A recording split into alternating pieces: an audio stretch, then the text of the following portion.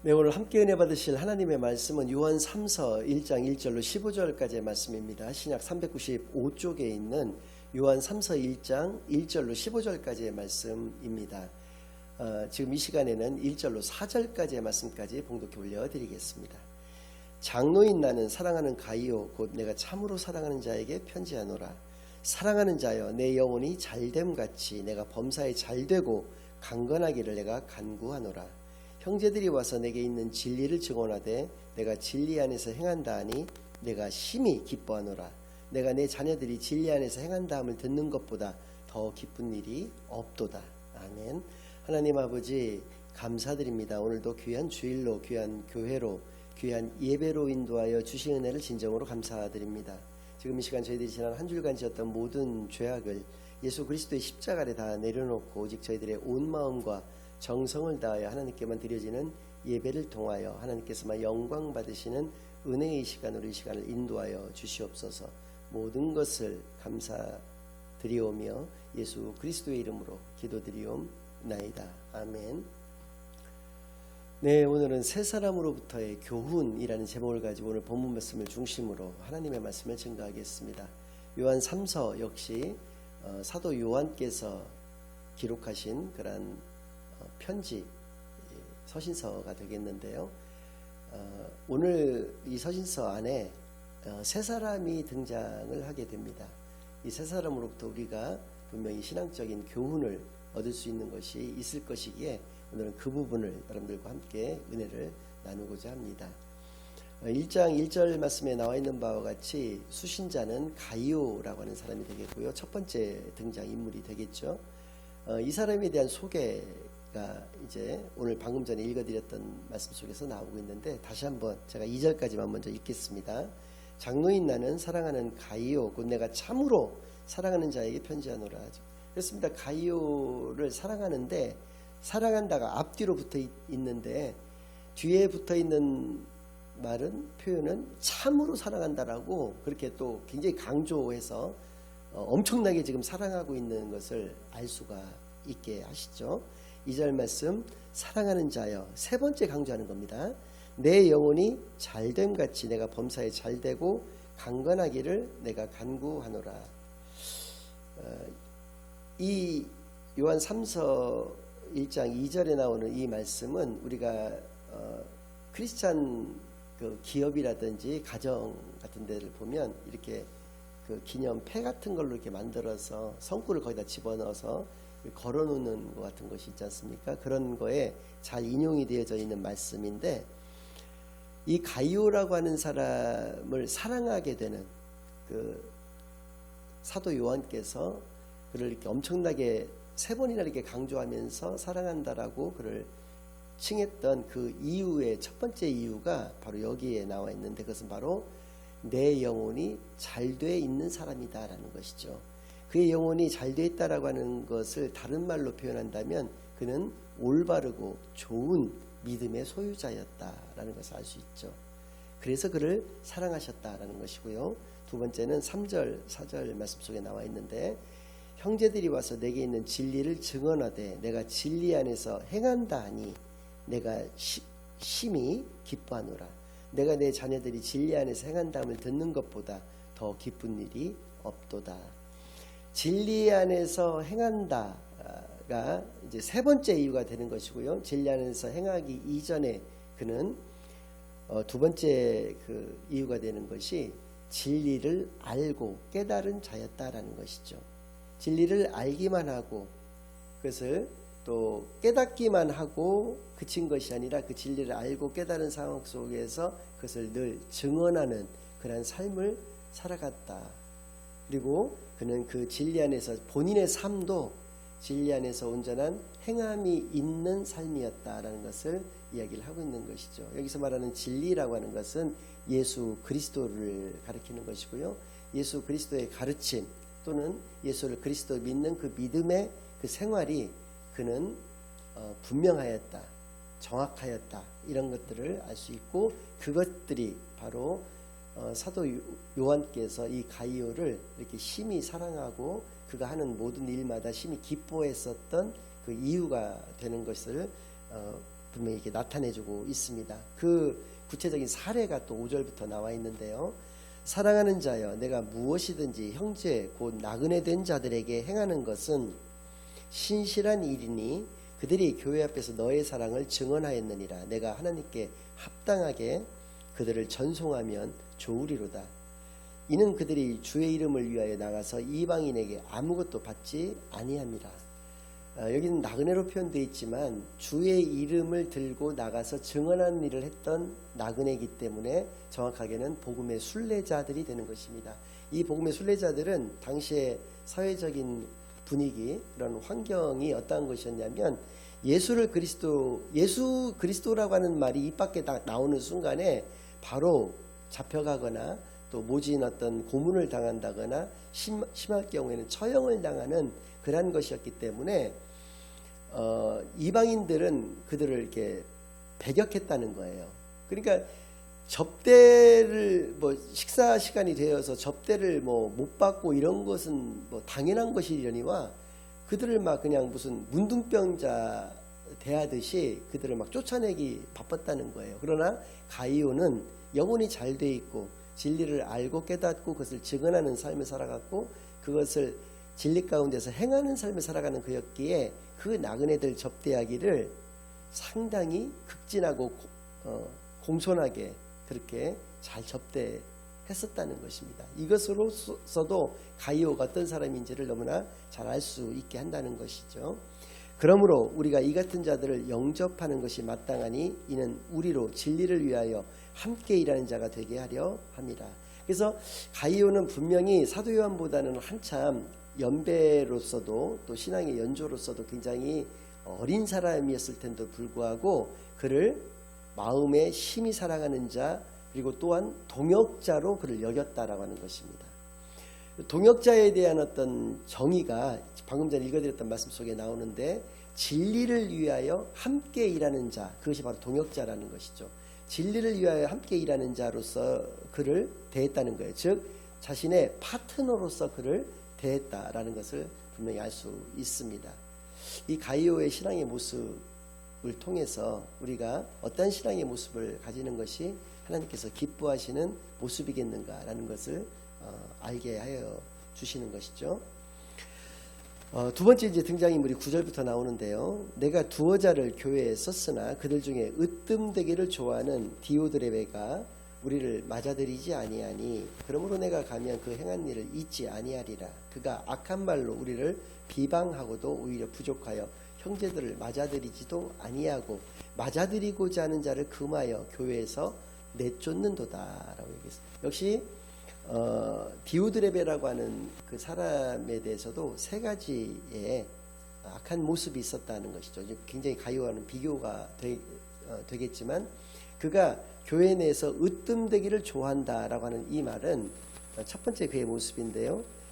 이 사람도 상당히 고참이었던 것 같습니다. 교회의 지도자급인 어떤 연령대라든지 그런 어떤 직분을 가지고 있었던 것은 맞지만 스스로가 스스로를 높이고자 하는 마음이 너무나 강했다는 것입니다. 으뜸되기를 좋아했다라고 하는 것은 좋은 의미가 아니라 신앙적으로든 인간적으로든 교만하기가 그지없었다라는 것을 의미하는 것이고요.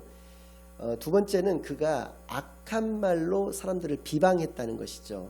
그러니까 함께 신앙생활을 해가는 형제들도 비방했을 정도니 다른 믿지 않는 사람들이나 세상 사람들에게서는 얼마나 배척하는 그런 마음이 많았겠습니까?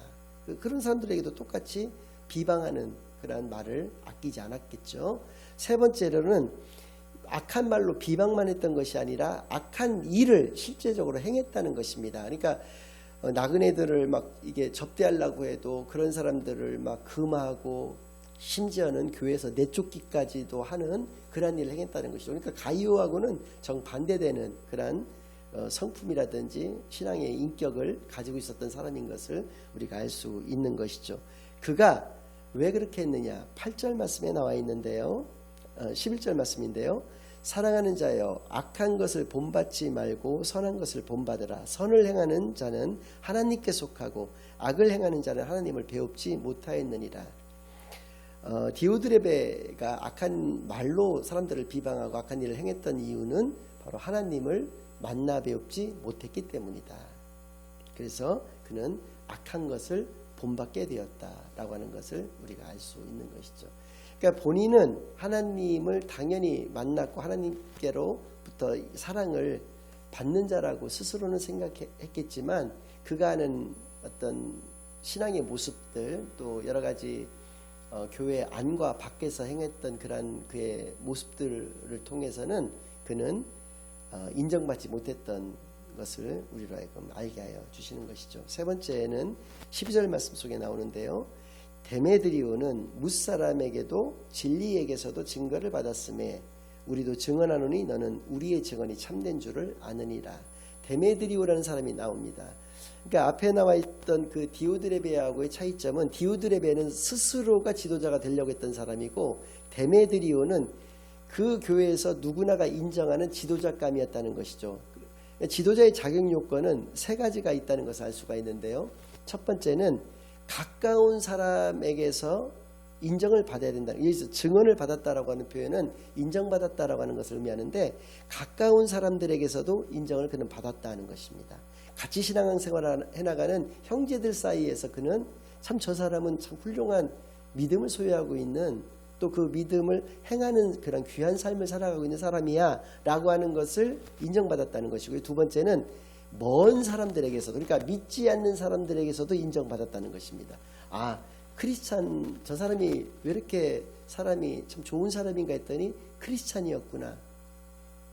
하나님을 믿는 사람이 그래 저런 모습이어야 돼 라고 하는 인정을 믿지 않는 사람들에게서도 받았다는 것이죠. 중요한 것은 세 번째인데요. 진리에게서도 증언받았다. 즉 진리 예수 그리스도 하나님으로부터도 인정받았다는 것입니다. 이러한 사람이 교회의 지도자가 되어야 한다라고 하는 것을 우리로 하여금 알게 하여 주시는 것이죠.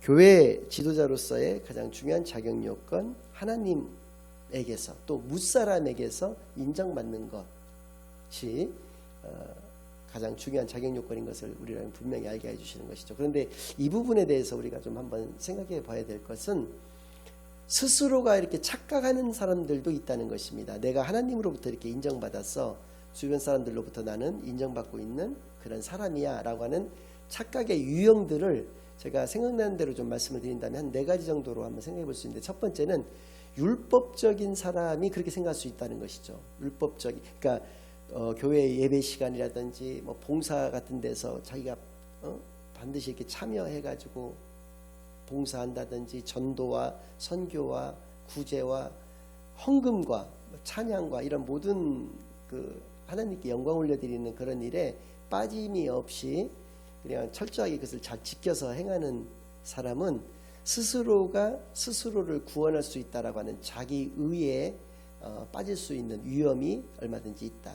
율법적인 그런 신앙생활을 하는 사람은 얼마든지 신앙적 교만에 이르를 수 있는 위험성이 있다라는 것을 우리가 기억해야 될 것입니다. 두 번째는 신비적인 체험을 가졌다는 사람도 역시 마찬가지로 이후에 그런 것들이 나중에 교만의 어떤 길로 나아가는 것을 경계를 해야 될 것은 분명합니다. 예를 들어서 입신 같은 것을 통해서 천국을 보고 왔다든지 그러니까 하나님이 나한테만 어떤 특별한 또 계시를 허락하여 주셔서 나한테만 뭐 보여주신 것이 있어 라고 하는 것 혹은 어떤 그 치유의 어떤 은사 같은 것들을 받아서 막 치유의 어떤 그런 어떤 능력들을 행하는 그런 분들도 처음에는 그렇지 않을지라도 그것이 이제 시간이 지나면서 교만으로 변화될 수 있는 위험성들이 얼마든지 있는 것을 반드시 경계해야 된다라는 것이고요.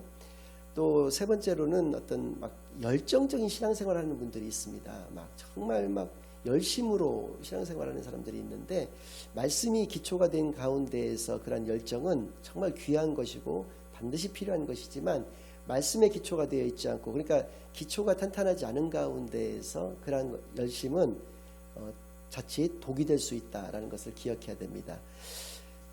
베드로가 예수님께 주는 그리스도시요 살아계신 하나님의 아들이시니다라고 하는 그러한 놀라운 신앙의 고백을 하였을 때 예수님께서 주신 축복 3가지 중에서 두 번째가 그것인데요. 이제부터 너의 이름을 시몬이라고 하지 않고 베드로라고 하겠다라고 말씀하셨습니다. 베드로라고 하는 뜻은 반석이라는 뜻이고요. 그 믿음의 고백이 굳건한 믿음의 반석이 된다는 것이죠. 그 반석 위에 내 교회를 세우겠다. 예수님이 주인이신 교회를 세우겠다고 하셨거든요. 그러니까 우리는 반드시 정확한 말씀이 기초가 되어야 되는 것이지 그냥 무조건 열심을 낸다고 정열적으로 신앙생활을 한다라고 해서 그것이 하나님으로부터 인정을 받는다거나 사랑을 받는 길은 결코 될 수가 없다라고 하는 것이죠. 오히려 중요한 것은 말씀이 정확한가 그렇지 않은가, 정확한 말씀 가운데 내가 굳건하게 서 있는가 그렇지 못한가. 그렇지 못했을 때는 그것은 사상 누각에 지나지 않는다. 아무리 오래 신앙생활을 하고 아무리 자신이 열심을 낸 신앙생활을 한다 할지라도 그것은 아무것도 아닌 것에 불과하다라는 것을 기억하셔야 될 것이고요. 마지막으로 네 번째는 이기적인 어떤 신앙생활을 하는 사람들도 있습니다. 뭐 때를 얻든지 못 얻든지 또 전도에 힘쓰라고 하였기 때문에 자기 편한 시간 또 아무 때나 상대방이 어떤 상황이고 어떤 때인지는 아랑곳하지 않고 그냥 막 무차별적으로 막 혼자의 흥에 겨워가지고 이렇게 전도를 한다든지 신앙생활을 하시는 그런 이기적인 어떤 모습들을 가지고 계신 분들이 있는데요. 그것은 말씀을 잘못 깨달았고 이해했기 때문에 나온 결과다라는 것을 기억해야 할 것입니다. 아무튼 이러한 모습들, 율법적이거나 신비적이거나 또 정열적인 것, 열심만 내는 그런 것, 또 이기적인 이러한 신앙생활들은 하나님이나 우리 믿는 사람, 믿지 않는 모든 무사람에게서 인정받을 수 있는 길이 될 수 있는 것은 아니다라는 것을 기억을 해야 될 것입니다. 결론적으로 말씀을 드린다면 오늘 요한 3서에 등장하는 새 인물들에 대해서 우리가 살펴보았는데요. 이 새 인물들이 가졌던 어떤 믿음의 자신들의 믿음의 행보, 즉 믿음의 모습들을 통해서 우리가 어떠한 신앙이 어떠한 믿음의 모습들이 올바른 것인지를 한번 생각해서 올바른 신앙의 모습으로만 온전하게 나아가는 저와 여러분이 되시기만을 예수 그리스도의 이름으로 간절히 축원합니다. 아멘. 이제는 우리 주 예수 그리스도의 은혜와 아버지 하나님의 극진하신 사랑과 성령 하나님의 매주 인도 역사 교통하심이 요한 3서에 나오는 새 사람으로부터의 교훈을 우리가 생각하고 그 새 사람으로부터 배운 그런 신앙의 모습과 같이 우리가 살아가기로, 온전한 참된 그리스도인으로서의 참되고 복된 모습으로 살아가기로 다짐하고 결심하고 돌아가는 모든 사랑하는 주의 자녀들과 그 가정 위에 이제로부터 영원까지 항상 함께 있을지어다. 아멘.